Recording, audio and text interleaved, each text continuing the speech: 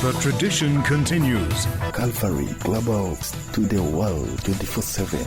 Tradition continues. Calvary. Canadian prosecutors have charged a Vancouver man with 8 counts of second-degree murder for the car-ramming attack at a Filipino festival.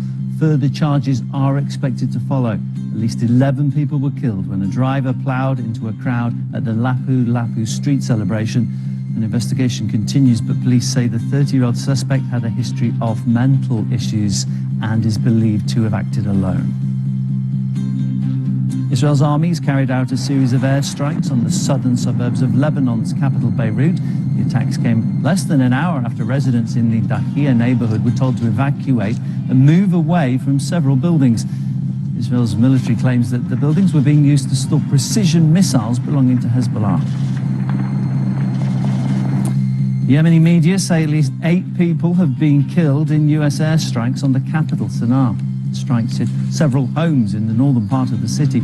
Children and women are said to be among the victims. The US military claims that it has struck more than 800 targets in Yemen since mid-March and killed hundreds of Houthi members.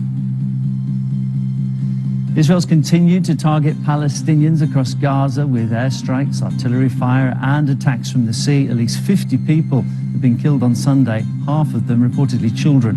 Near the Nusrat refugee camp, at least 6 Palestinians were killed when Israeli warplanes struck a cafeteria, while at least 8 were killed in Khan Yunis after missiles struck makeshift tents sheltering displaced civilians. And Ukraine's president says his forces are still fighting in Russia's Kursk region, despite Moscow's claims that it has recaptured the area. Volodymyr Zelensky says that fierce clashes are ongoing in Kursk and Belgorod.